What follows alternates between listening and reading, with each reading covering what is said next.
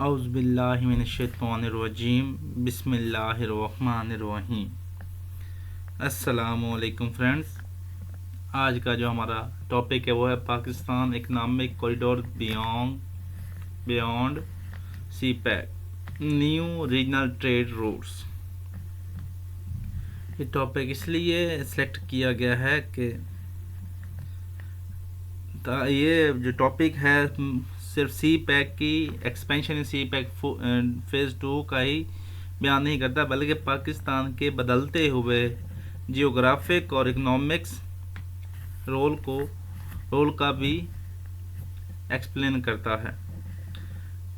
तो एफपीएससी के इम्तिहान में इस सवाल से तवक्का की जा सकती है कि इक्तिसादी राहदारी क्या होती है और इलाकाई तजारत कैसे बदलती है। इस बारे में सवाल एफपीएससी यानी सीएसएस 2026 में सवाल पूछा जा सकता है। तो इसलिए हम इसको इंशाल्लाह डिस्कस करते हैं कि आउटलाइन ऑफ द लेक्चर क्या है। सबसे पहले हम बताएंगे कि conceptual framework of economic corridors क्या होते हैं, पहले हम वो डिस्कस करेंगे। उसके बाद इंशाल्लाह देखेंगे सी पैक एज इकोनॉमिक कॉरिडोर कि एक इकोनॉमिक कॉरिडोर है और इसकी एक केस स्टडी है, केस स्टडी है। उसके बाद हम देखेंगे वह Pakistan needs more economic corridors कि पाकिस्तान को मज़ीद कॉरिडोर्स क्यों ज़रूरी हैं।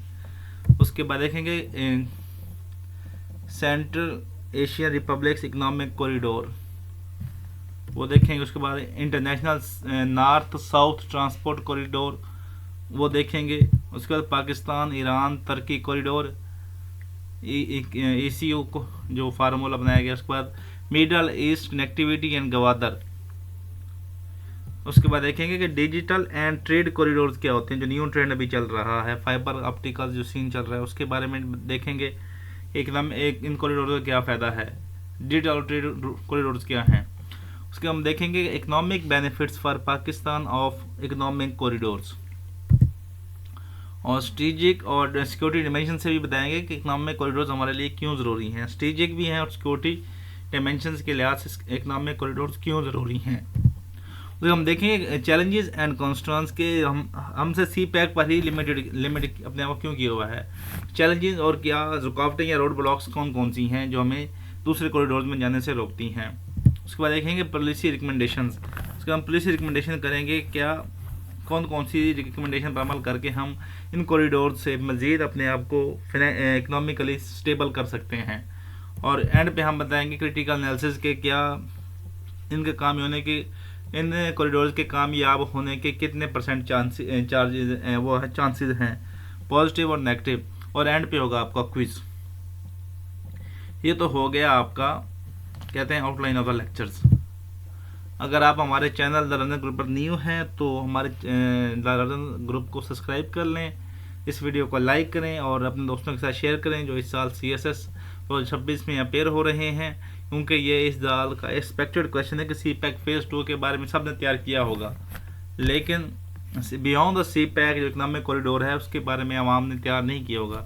इसलिए आवाम पूछ सकते हैं कि 2025 में 26 अमेंडमेंट पर लोगों ने बहुत ज़्यादा तैयार की थी, लेकिन उसने 18वीं तरमीम पूछ ली थी। तो इसलिए मैंने इसी पॉइंट को मद्देनज़र रखते हुए यह सवाल सेलेक्ट किया है।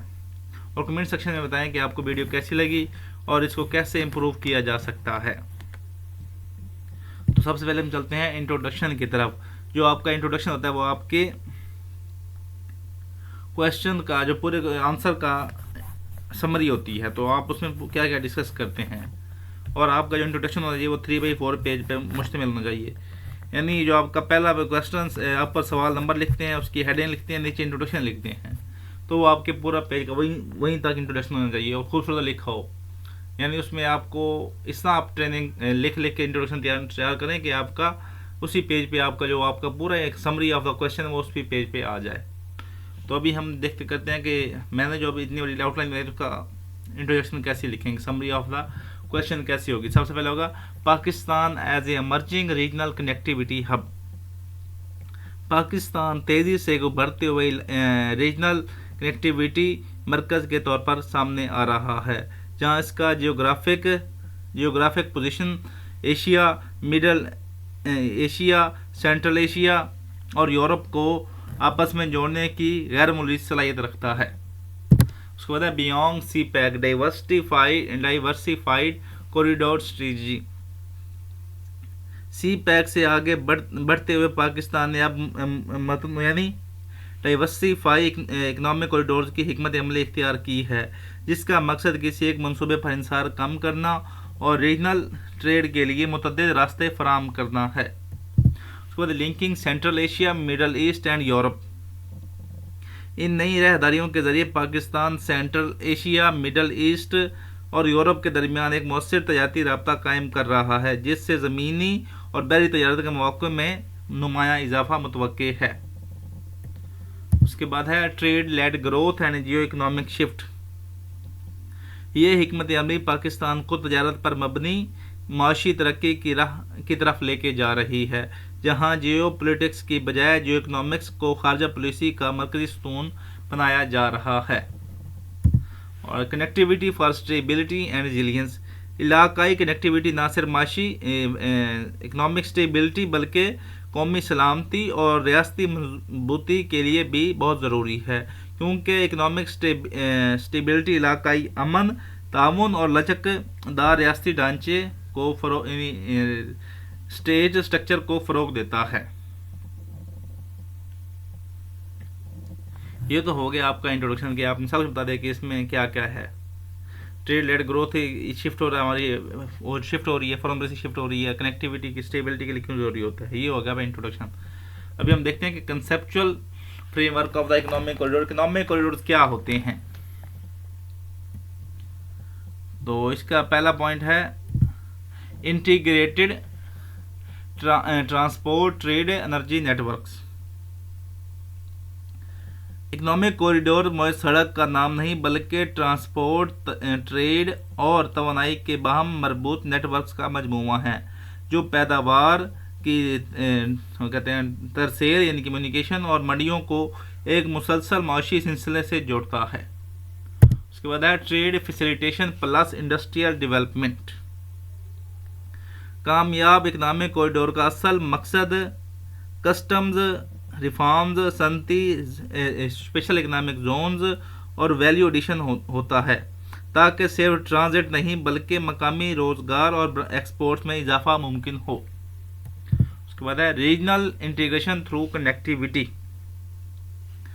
रीजनल कनेक्टिविटी स्टेबिलिटी को फ़रोग देता है, जहां रियासतें जियोग्राफिक अपोनेंट्स होते हैं से माशी शराकतदार बनती हैं और बाहम तजारत तनाज़ात के इम्कानात को कम कर देती हैं। जैसे इंडिया और पाकिस्तान का है, आपस में अगर ये आपस में ट्रेड शुरू कर दें, कॉरिडोर शुरू कर दें, तो इनका जो वो तनाज़ात हैं वो मिनिमम बैकवर्ड पे चले जाएंगे और जो तजारत है वो फ्रंट पे आ जाएगी। तो इसलिए और है चौथा पॉइंट है वो लॉजिस्टिक्स एफिशिएंसी ड्राइविंग कम्पिटिटिवनेस।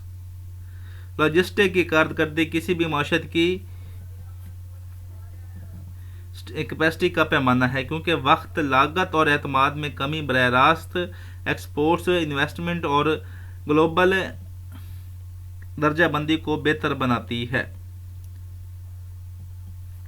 तो ये होगी आपकी कि कॉरिडोर, इकोनॉमिक कॉरिडोर से क्या क्या चीज़ें होती हैं। इकोनॉमिक कॉरिडोर ये चार उसके पहलू हैं, तो उसके क्या चार उसके फायदे हैं। Integrated trade facilitation, regional integration and logistic efficiency driving competitiveness. तो आगे हम चलते हैं कि CPEC as a economic corridor. ये आप इसकी केस स्टडी देखें कि इकोनॉमिक कॉरिडोर क्या होता है और उसके क्या फायदे होते हैं।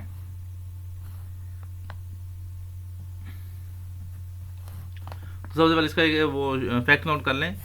सी पैक सड़कों का मंसूबा नहीं बल्कि ताकत की माशत है, ये पावर ऑफ इकोनॉमिक्स है। तो पहला इसका पॉइंट है वो है गवादर एज मैरीटाइम गेटवे।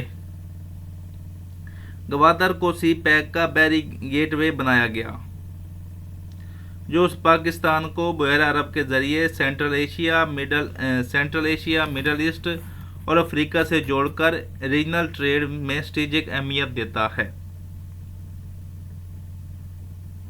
तो इसका फैक्ट नोट कर लें।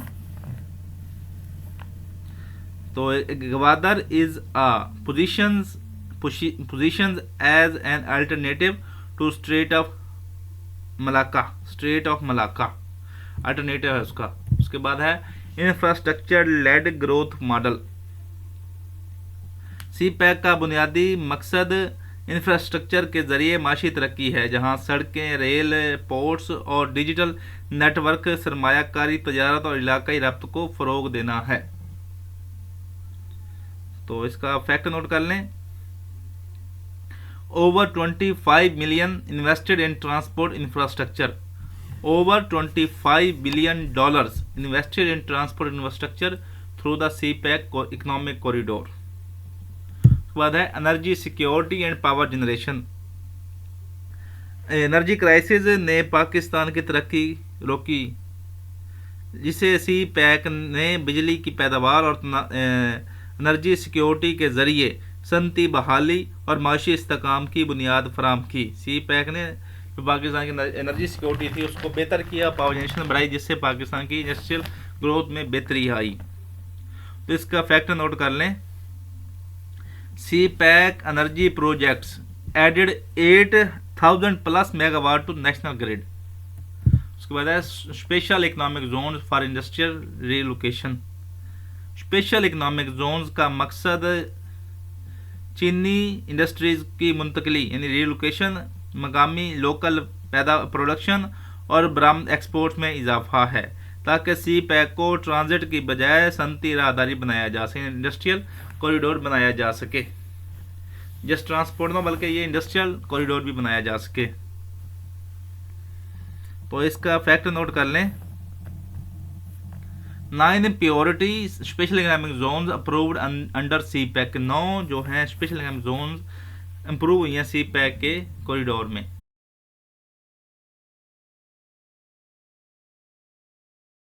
अगला जो पॉइंट है वो है चाइना पाकिस्तान स्ट्रेटेजिक जियो इकोनॉमिक्स। चीन पाकिस्तान ताल्लुकात का जियो पॉलिटिक्स से जियो इकोनॉमिक्स की तरफ ले जाता है। सी पैक चीन पाकिस्तान ताल्लुकात को जियो पॉलिटिक्स से जियो इकोनॉमिक्स की तरफ ले जाता है, जहाँ इकोनॉमिक मफादात, इलाका इस्तेहकाम और लॉन्ग टर्म पार्टनरशिप मरकजी हैसियत रखती है। इसके बारे में फैक्ट नोट कर लें। China is the Pakistan largest infrastructure investor. China is largest Pakistan infrastructure investor. अगर देखते हैं why Pakistan need more economic corridor, Pakistan को मजीद क्यों कॉरिडोर चाहिए। सबसे पहला पॉइंट है, तो इसके लिए फैक्ट नोट कर लें। एक इकोनॉमिक कॉरिडोर पर इन्हिसार माशी खुदकुशी के मुतरद्दिफ हो सकता है। तो ये होगा किसी की कोट। अभी हम देखते हैं क्यों चाहिए। Over dependence risk on single corridor. CPEC पर इन्हिसार पाकिस्तान को सिर्फ जगराफाई, सियासी और माशी दबाव के खतरे से दो चार कर सकता है, इसलिए मुतअद्दिद राहों के जरिए तजारती तसलसल और लचक पैदा करना ज़रूरी है। नंबर 2 है changing global trade routes. Global trade तेज़ी से रीजनलाइजेशन और नेयर शोरिंग की तरफ बढ़ रही है, जिसके बहस पाकिस्तान को नए ज़मीनी और बहरी रास्तों के ज़रिए ग्लोबल सप्लाई चेन से जुड़ना होगा। उसके बाद है एक्सपोर्ट्स डाइवर्सिफिकेशन नेसेसिटी। पाकिस्तान की एक्सपोर्ट्स चंद अशिया और मंडियां और अशिया महदूद हैं, जबकि नई राहदारियों के जरिए मार्केट एक्सेस यानी मार्केट एक्सेस बढ़ेगी, मसनूआत की ग्रोथ होगी और वैल्यू एडिशन मुमकिन हो सकता है। उसके बाद है स्ट्रेटेजिक डेप्थ बियॉन्ड चाइना। चीन एक अहम पार्टनरशिप हमारा पार्टनर है, मगर पाकिस्तान को central Asia, Middle east, Europe और अफ्रीका तक स्ट्रेटेजिक इकोनॉमिक ग्रोथ दरकार है, ताकि फॉरेन पॉलिसी मतवाजन रहे। उसके बाद है untapped regional trade potential. Pakistan का माले वकूफ़ से जनूबी साउथ एशिया और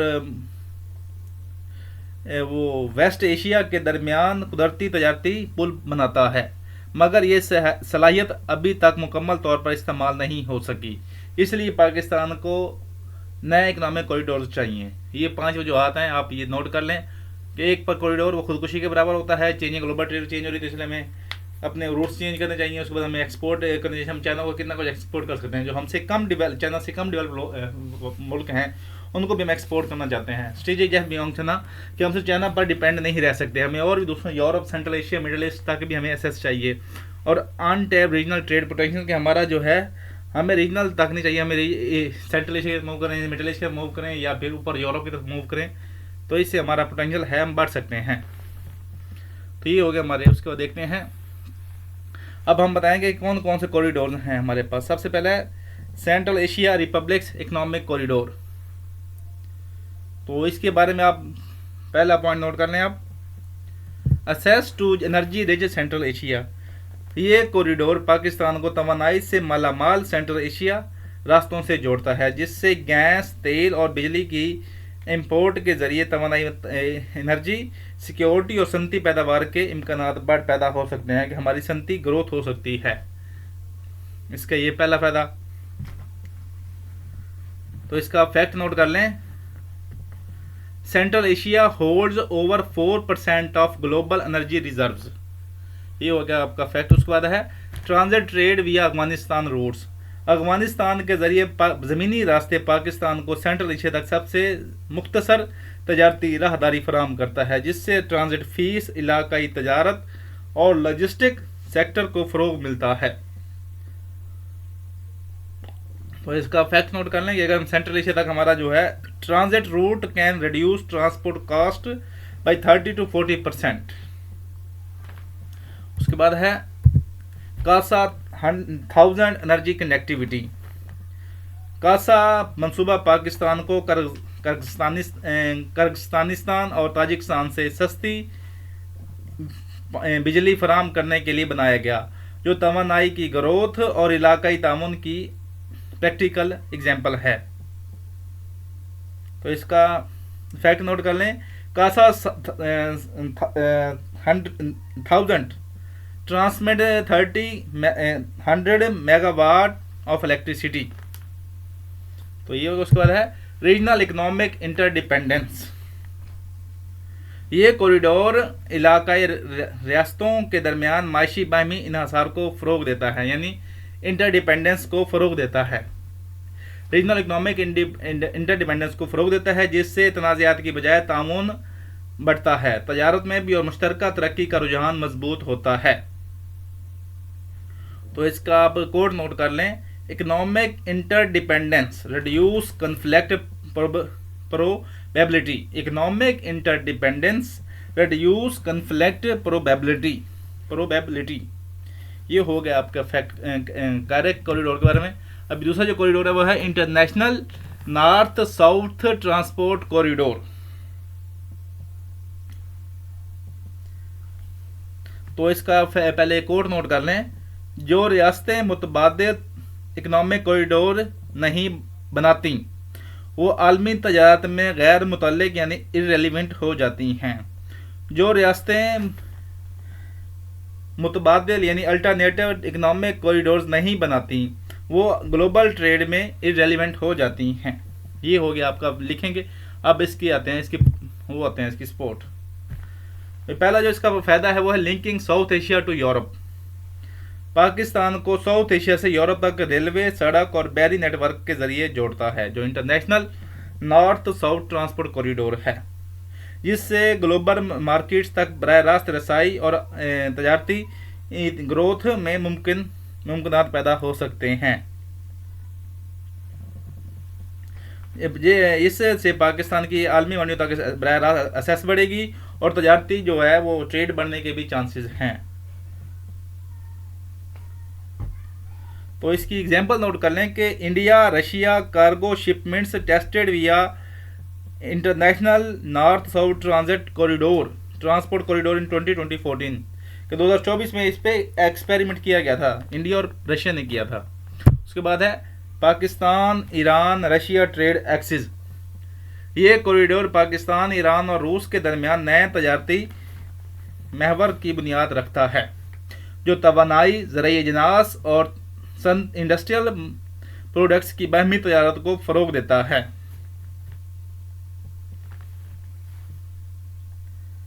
तो उसके बाद नंबर 3 पॉइंट है reduce transit time and cost. ये जो कॉरिडोर है, इस कॉरिडोर के जरिए यूरोप और साउथ एशिया के दरमियान जो तरसीली यानी जो ट्रांसपोर्टेशन कास्ट और उसका टाइम है में नुमायां कमी आएगी, जो बरामदात की जो कम्पिटिटिवनेस और लॉजिस्टिक कारकर्दगी को बेहतर बनाती है। तो इसका फैक्ट नोट कर लें, INSTC cuts transit time from 40 days to 20 days. उसके बाद नंबर क्या है, अल्टरनेटिव टू सुएज कनाल। जो ये कॉरिडोर है ये सुएज कनाल का काबिल अमल मुतबादिल फराम करता है, अल्टरनेटिव फराम करता है, ख़ास तौर पर उस वक्त जब आलमी ट्रेड नहरी बंदिश, जगराफाई कशीदगी या बहरी खतरात का सामना करती है। तो इसका फैक्ट नोट कर लें कि 2021 में जब वो दो ज़्यादा में टकराने की वजह से स्वीज कनाल बंद हो गई तो उसका क्या इम्पैक्ट आया था। 2021 में Suez Canal blockage disrupted 12% of global trade. तो ये कॉरिडोर है, ये स्वेज कनाल का अल्टरनेटिव है।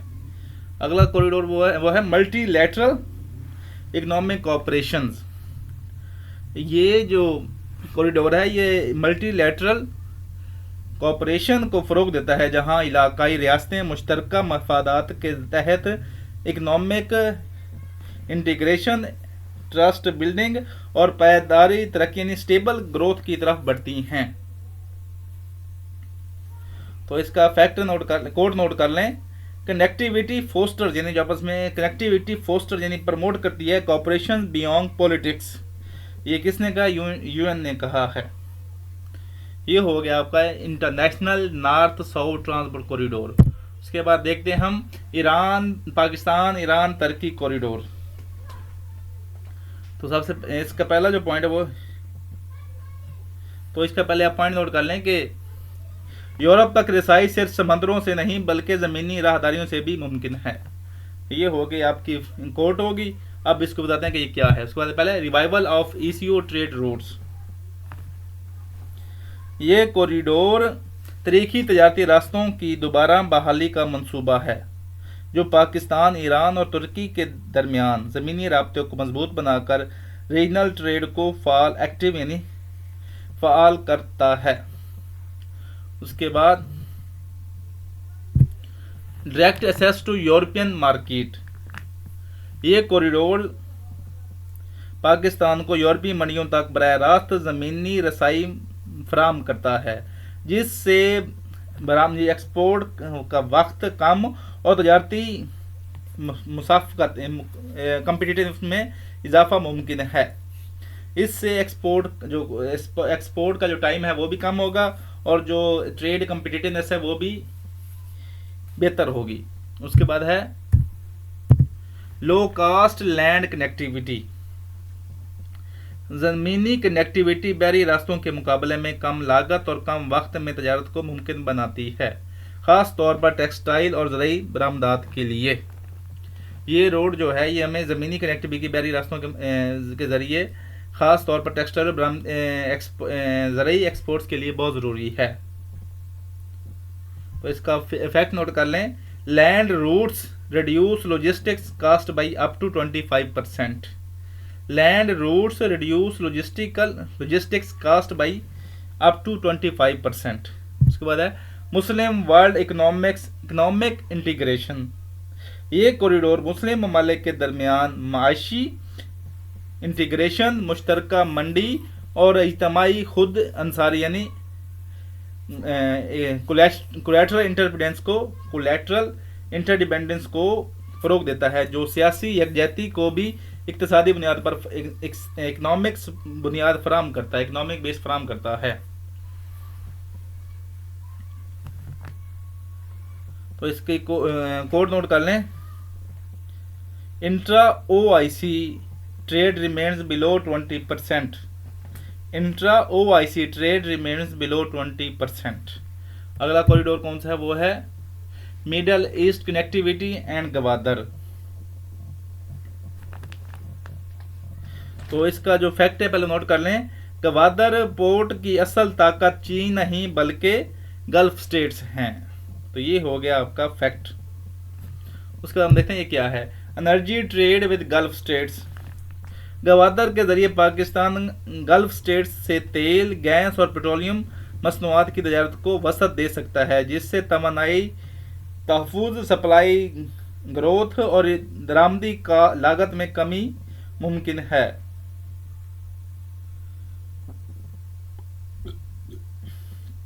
इसका फैक्ट नोट कर लें आप। Over 30% of global oil trade originates from the gulf. Over 30% of global oil trade originates from the gulf. उसके बाद है Gwadar middle east maritime linkage. Gwadar और मिडल ईस्ट के दरमियान बहरी राब्ता पाकिस्तान को शॉर्टकट्स रूट फराहम करता है, जिससे तजारती वक्त कम होता है और लॉजिस्टिकल कारकर्दगी और इलाकाई जो उसकी है कम्पिटिटिवनेस बढ़ती है। तो इसका फैक्ट नोट कर लें। Gwadar is 400 kilometre closer to Gulf than Karachi port. उसके बाद है logistics hub for GCC trade. Gwadar को लॉजिस्टिक हब बनाकर पाकिस्तान जीसीसी स्टेट्स की री एक्सपोर्ट, वेयर हाउसिंग और ट्रांजिट ट्रेड में शामिल हो सकता है, जिससे बंदरगाही माशियत और रोजगार में इजाफा होगा। तो इसकी केस स्टडी है कि जो दुबई बढ़ा है, Dubai grew as a re export logistics hub. Dubai grew as a re export logistic hub. तो इसलिए हमें भी जो गवादर है हम इसको एक री एक्सपोर्ट लॉजिस्टिक हब के तौर पर उभार सकते हैं, इसलिए ये कॉरिडोर भी ज़रूरी है। उसके बाद strategic alternative to regional ports. Gwadar regional ports का स्ट्रेटेजिक मुतबादिल अल्टरनेटिव बन सकता है, ख़ास तौर पर उस सूरत हाल में जब पॉलिटिकल क्राइसिस या गुंजान बंदरगाह आलमी तजारत में रुकावट पैदा करें।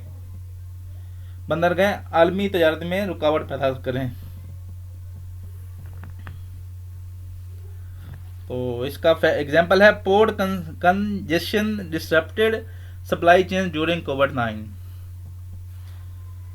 Port congestion disturbed supply chain during कोविड-19। ये हो गया आपका middle east connectivity and Gwadar. अभी हम देखते हैं digital and trade corridors. New trend अभी चला हुआ है, डिजिटल एंड ट्रेड कॉरिडोर्स। वो कहता है इसके बारे में पहली कोड नोट कर लें। अब मुस्तकबिल की राह कॉरिडोर सिर्फ सड़क या रेल नहीं बल्कि डिजिटल नेटवर्क है। अब मुस्तकबिल की राहदारी सिर्फ एक सड़क या रेल नहीं बल्कि डिजिटल नेटवर्क है। उसके बाद बताएंगे कि ये क्या है। ये है cross border e commerce connectivity. Digital corridor के जरिए पाकिस्तान ई कॉमर्स और ऑनलाइन मार्केट प्लेसेस के जरिए ग्लोबल सार्फिन तक रसाई हासिल कर सकता है, जिससे बरामदात बैनुल-अक़वामी तिजारत में इजाफा होगा, जिससे हमारी जो ग्लोबल एक्सपोर्ट्स में इजाफा मुमकिन है। तो इसका फैक्ट नोट कर लें। Global cross border e commerce market valued at 1.5 trillion dollar in 2025। उसका अगला पॉइंट है fibre optic and data routes. Fibre optic और डाटा नेटवर्क इकोनॉमिक कॉरिडोर्स का बुनियादी ढांचा है, जो तेज तर महफूज और इफेक्टिव डिजिटल ट्रेड को मुमकिन बनाते हैं। फाइबर ऑप्टिक और डाटा रूट्स इकोनॉमिक कॉरिडोर्स की बुनियादी ढांचा हैं, जो तेज तर और महफूज और इफेक्टिव डिजिटल ट्रेड को मुमकिन बनाते हैं। तो इसका फैक्ट नोट कर लें आप। Undersea cables handle 95% of global trade traffic. 95% of global data traffic. उसके बाद है digital payments and fintech trade. Digital और फिनटेक निज़ाम पाकिस्तान को बैनुल-अक़वामी अदायगियों और ऑनलाइन तजारती लेन देन में आसानी फराहम करते हैं, जिससे कारोबारी लागत कम और रफ्तार बढ़ती है। तो इसका फैक्ट नोट कर लें। Global fintech transitions expected to reach $10 trillion by 2025। उसके बाद है services export expansion. Digital economic corridors के जरिए पाकिस्तान आईटी, सॉफ्टवेयर, फ्रीलांसिंग और ऑनलाइन सर्विसेज की बरामदात बढ़ा सकता है, जिससे एम्प्लॉयमेंट और पाकिस्तान की जीडीपी में नुमाया इजाफा मुमकिन है।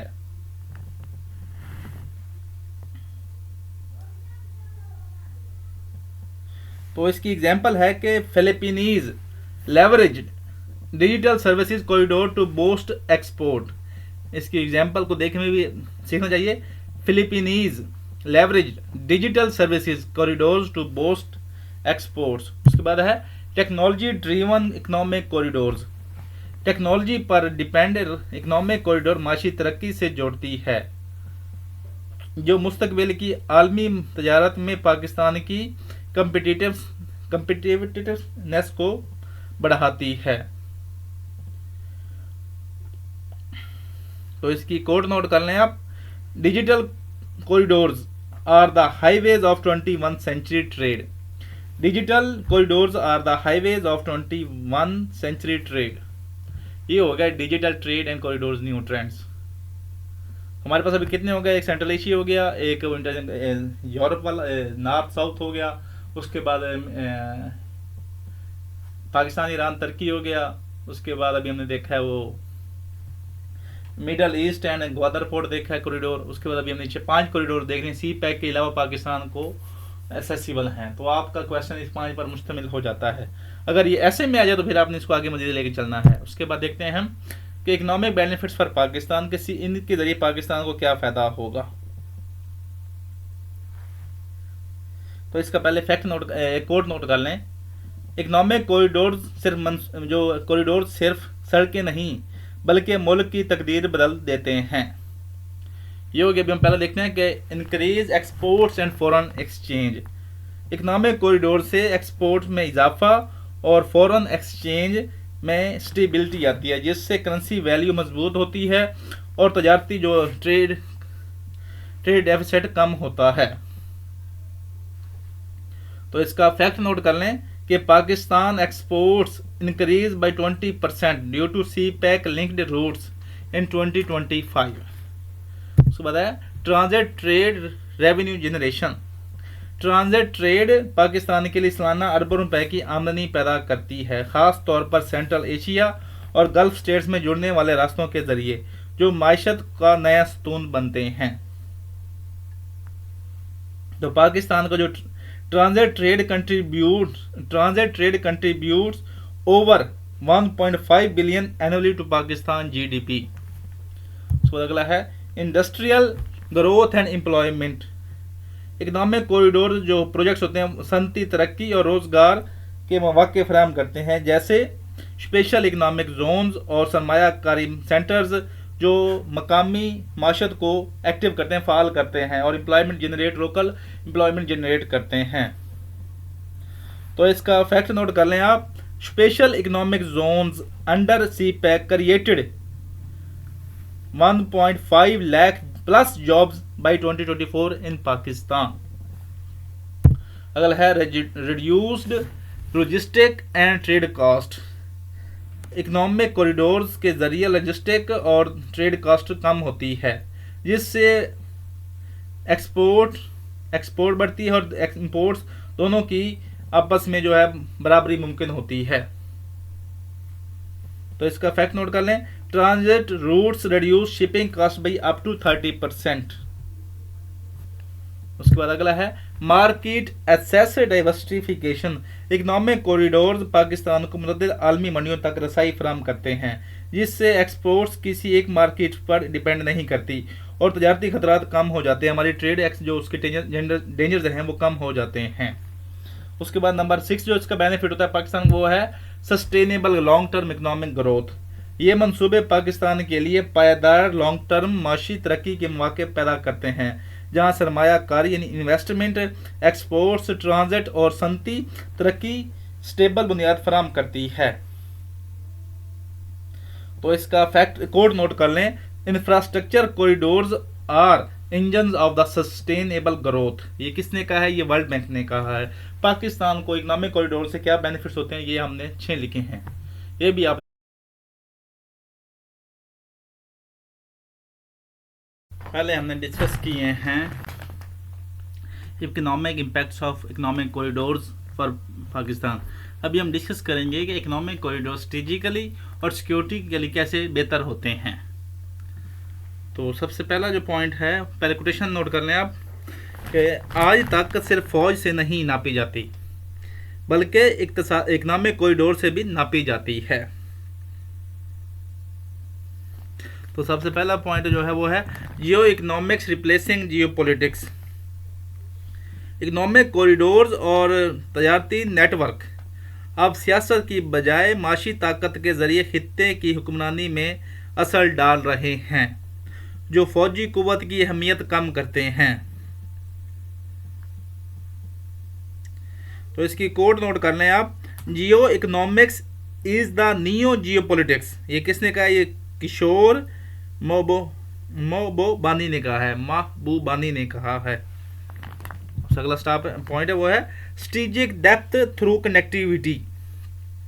इकोनॉमिक कॉरिडोर पाकिस्तान को स्ट्रेटेजिक डेप्थ फराहम करते हैं, जहाँ ज़मीनी और बहरी कनेक्टिविटी की वजह से दिफाई और इक्तिसादी फ्लेक्सिबिलिटी मजबूत होती है और खित्ते में असर और रसूख बढ़ता है। तो इसका फैक्ट नोट कर लें, Gwadar provides Pakistan strategic access to Arabian Sea. पहले हमारे से कराची पोर्ट थी, अभी वो जो है ग्वादर पोर्ट के जरिए जो हमें है वो strategic depth to Arabian Sea provide करती है। Regional interdependence reduce conflict. इलाकाई इक़्तिसादी इकनॉमिक इंटरडिपेंडेंस और कॉरिडोर्स के ज़रिए ममालिक एक दूसरे पर माशी इन्हसार करते हैं, जिससे तनाज़ात के इम्कानात कम और ताउन के इम्कानात बढ़ जाते हैं। तो इसकी बेहतर केस स्टडी की मिसाल है वो है यूरोपीय union integration reduce intra regional conflicts. यूरोपीय union integration reduce intra regional conflicts. उससे अगला पॉइंट है securing sea and land routes. Economic corridors की हिफाजत से बहरी और ज़मीनी तजारती रास्ते मजबूत रहते हैं, जिससे तजारत कंटिन्यू रहती है और कौमी सलामती दोनों मजबूत होते हैं। जिससे तजारत आपकी कंटिन्यू होती रहती है और कौमी सलामती मजबूत होती है। तो इसका फैक्ट नोट कर लें आप, Malacca state security enhance Singapore trade resilience. Malacca trade security enhance Singapore trade resilience. उसके बाद है balance foreign policy leverage. Economic corridor Pakistan को मुख्तलिफ ग्लोबल और रीजनल ताकतों के साथ मुतवाज़न ताल्लुकात कायम करने में मदद देते हैं, ताकि इकोनॉमिक और सियासी दबाव में तवाज़ुन बरकरार रहे। तो इसका फैक्ट नोट कर लें आप, सी पैक स्ट्रेंथन्स यानी मजबूत करता है Pakistan leverage with China and middle east. उसके बाद अगला स्टेप है वो है चैलेंजेस एंड कॉन्स्टेंट्स। अभी हम देखते हैं कि हमारे पास 5 कॉरिडोर तो एग्जिस्ट करते हैं सी पैक के अलावा, लेकिन इनके लिए क्या चैलेंजेस और वो हैं, रोड ब्लॉकर्स हैं। तो सबसे पहले इसके लिए आप वो कोड नोट कर लें,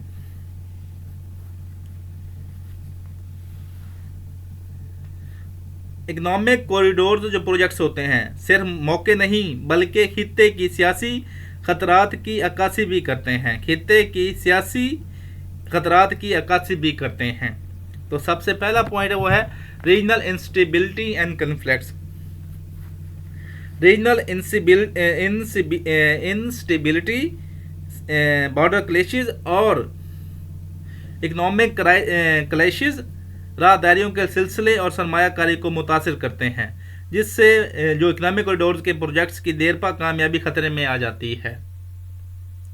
तो इसका फैक्ट नोट कर लें, Afghanistan instability delays central Asia trade corridors. उसके बाद है फाइनेंसिंग एंड डेप्ट सस्टेनेबिलिटी। इकोनॉमिक कॉरिडोर मंसूबे के लिए माली माली सपोर्ट और कर्जों की पायदारी बड़ा चैलेंज है, क्योंकि बड़े इंफ्रास्ट्रक्चर प्रोजेक्ट सरमायाकारी के बगैर लॉन्ग टर्म मुफायद नहीं दे सकते। क्योंकि जो भी बड़े प्रोजेक्ट्स होते हैं उनके लिए हमें कॉरिडोर्स के लिए हमें जो इन्वेस्टमेंट चाहिए होती है, ना कि डेप्ट। जैसे चाइना हमारा चाइना सीपैक प्रोजेक्ट हम कर रहे हैं, लेकिन वो एक डेप्ट ट्रैप के तौर पे नज़र आ रहा है। तो इसका फैक्ट नोट कर लें कि डेप्ट sustainability is critical for corridor success. ये आईएमएफ ने कहा है, डेप्ट sustainability is critical for corridor success. ये आईएमएफ ने कहा है। अगला है infrastructure and governance gaps. Infrastructure मनसूबाबंदी में कमी और इंतजामी खामियां इकनॉमिक कॉरिडोर की कारकर्दगी और बर वक्त तकमील को मुतासर करती हैं, जिससे सरमायादारों का एतमाद कम होता है। तो यही वजह, ये भी एक चैलेंज है कि पाकिस्तान में रीजनल जो उसके तलो वो है गवर्नेंस में गैप्स हैं और इंफ्रास्ट्रक्चर की कमी है, जिससे इन्वेस्टमेंट कम आ रही है। तो इसका फैक्ट नोट कर लें, Pakistan road density is 12 kilometre per 100 square kilometre. Pakistan road density is 12 kilometre per 100 square kilometre. उसके बाद है security threats to corridors. Economic corridors को दहशतगर्दी, सरहदी खतरात और बहरी खतरात का सामना करना पड़ता है, जिससे सरमायाकारी, लॉजिस्टिक्स और मुल्की मशत पर असर पड़ता है। तो इसका फैक्ट नोट कर लें, Gwadar and Karachi face multiple security incidents इन 2024। अगला है वीक रीजनल पॉलिटिकल ट्रस्ट। कमज़ोर इलाकाई सियासी एतमाद, तनाज़ात और यकतरफा पॉलिसियाँ मंसूबों की मौसर तकमील में रुकावट हैं, जो कॉरिडोर की लॉन्ग टर्म मुफायद पर असर अंदाज होते हैं। तो इसका कोड नोट करें। वर्ल्ड बैंक ने कहा है, trust deficit undermines regional connectivity. Trust deficit undermines regional connectivity. तो ये हो गया आपके चैलेंज। रीजनल इंस्टेबिलिटी है, फाइनेंसिंग और डेप्ट सस्टेनेबिलिटी एक इशू है, इंफ्रास्ट्रक्चर गवर्नेंस गैप्स हैं, सिक्योरिटी थ्रेट्स हैं कॉरिडोर्स को, और वीक रीजनल पॉलिटिकल ट्रस्ट है। तो अभी हम चलते हैं कि पॉलिसी रिकमेंडेशन के जो हमारे चैलेंजेस हैं और दूसरे जो कॉरिडोर हम कैसे सक्सेसफुल बना सकते हैं सीपैक के अलावा।